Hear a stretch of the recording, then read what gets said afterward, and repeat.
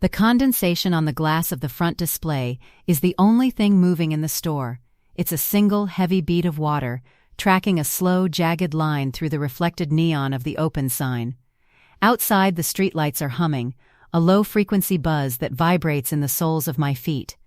The air inside the boutique smells of expensive cedar and the metallic tang of a brand-new security system. My hand is resting on the velvet sleeve of a blazer that costs more than my first car. The fabric is cool, unnaturally smooth. The deadbolt on the front door doesn't click. It thuds, a heavy muffled sound that suggests the door is thicker than it looks. Behind the counter, the receipt printer spits out a long white tongue of paper, the mechanical screech of the gears cutting through the silence of the empty showroom. I told myself the money was clean. It came from a man who once shared my bed, a man who knew exactly how many hours I spent sketching these silhouettes on the backs of napkins when we were 22. Marcus didn't just hand over a check. He handed over a rescue. He called it an investment in my genius, a way to rectify the years I spent working for people who couldn't see the architecture in my tailoring. He said he wanted to be the wind beneath me, the silent partner who simply enjoyed the view of my ascent. And for the first 6 months, he was. He was a ghost in the ledger, a series of wire transfers that turned a derelict warehouse space into a temple of minimalist luxury. I was the face, the talent, the success story. He was just the signature on the lease. Then came Julian. Julian didn't have Marcus's weight, but he had a way of looking at a garment and seeing the person inside it. He was the first floor manager I hired who didn't look at me as a boss to be managed, but as an artist to be protected. He brought me coffee that was actually hot. He reminded me to eat. He touched my shoulder once, just once, to steer me away from a loose floorboard, and the gesture was so devoid of ownership that it made me realize how long I had been starved for a touch that didn't come with a bill of sale. The first time Marcus noticed Julian was during the trunk show. Marcus was standing in the corner, leaning against the marble pillar, a glass of sparkling water in his hand. He wasn't talking to the investors. He wasn't looking at the clothes. He was watching the way Julian adjusted the collar of my shirt. He was watching the way I laughed. The next morning, the silent partner found his voice. It started with a memo about payroll optimization, a suggestion that we were top-heavy in management, a concern about the cultural fit of the new hires. I'm looking at the termination papers on my desk now. They aren't signed by me, but they don't need to be. The operating agreement, the one I signed in a haze of gratitude and champagne 3 years ago, gives the majority stakeholder final say over personnel decisions impacting brand integrity. Marcus is sitting in the chair across from me. He hasn't moved for 20 minutes. He's just watching me read. He's wearing a suit I designed for him, a charcoal wool that absorbs the light around him. He looks like a shadow that has finally decided to take up space. He tells me that he's doing this for the boutique. He says that Julian was a distraction, a parasite feeding off the momentum we built together. He uses the word we like a prayer and a threat. He points out that the quarterly projections are up 12% since he started taking a more active role in the daily operations. He mentions the new location in Soho, the one he just secured the deposit for this morning. It's a beautiful space, he says, 3 times the square footage, a legacy. He asks me if I really want to throw away a legacy for a man who doesn't even know how to properly steam a silk blend. The secret is that I like the Soho space. I've already seen the blueprints. I've already imagined the way the morning light will hit the racks. I've already decided where the mirrors will go. That's the hunger. It's not for the money. Not exactly. It's for the proof that I exist at this level. Marcus knows this. He fed that hunger until it became a beast that only he could afford to keep. He made me a queen, but he built the castle out of glass and kept the only key to the front door. I look at the smudge on the glass of my office door. It's a thumbprint, probably Julian's from when he brought in the mail this morning. It's a tiny, oily mark of a human being who is about to be erased from my life. I could say no. I could walk out. I could take my sketches and my talent and start over in a basement apartment with a single sewing machine. I could be free. But the cost of that freedom is the Soho lease. The cost is the reputation I've spent a decade building. The cost is the humiliation of failing publicly while Marcus watches from his marble pillar. He gets up and walks over to me. He doesn't touch me. He doesn't have to. He just stands close enough that I can smell his cologne, the one I picked out for him 5 years ago. He tells me that he's arranged a car to take me to the new site. He says we should celebrate the expansion. He says that he's already handled the Julian situation and that the severance package was more than generous. He calls it a clean break.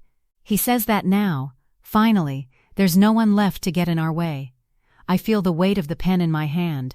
It's a heavy gold-plated thing he gave me when we opened this location. It feels like a lid pipe. I look at the line where my signature should be. If I sign this, Julian is gone. If I sign this, the person who made me feel like a human being instead of a brand is deleted. But if I sign this, the Soho store is mine. The legacy is mine. I look at Marcus. He's smiling, but it's the smile of a man who has just finished a very long, very patient hunt. He tells me that I'm the most talented person he's ever known. He says he's the only one who truly understands the sacrifices required for greatness. He says he's proud of me. He says he loves what we've become. I think about the exit. I think about the street outside, the cold air, the independence of a life without his shadow. I imagine myself walking out the door and never looking back. But then I look at the velvet on the blazer. I look at the marble. I look at the future he's holding out like a piece of raw meat. The exit isn't an exit. It's just a different kind of cage, one where I'm starving and forgotten. This cage is warm. This cage has lighting that makes me look beautiful. I press the pen to the paper. The ink flows easily, a dark, permanent line that seals the deal. I don't look up when I hear the door to the workroom close. I don't look up when I hear the sound of Julian's locker being emptied. I just watch the ink dry. Marcus puts his hand on the back of my chair, a light, proprietary touch that claims the furniture and the woman sitting in it. He tells me he's glad I've seen reason. He says he knew I was a partner. The silence in the boutique is absolute now. The humming of the streetlights has faded into the background, a white noise that I've learned to ignore. The bead of condensation on the front window has finally reached the bottom of the glass, leaving a faint, distorted trail behind it. I stand up and smooth out the wrinkles in my skirt. I pick up my bag. I walk toward the door, and Marcus holds it open for me. He's being helpful. He's being a gentleman. He's being the man who made it all possible. As we walk to the car, I realize that I don't remember what Julian's voice sounds like.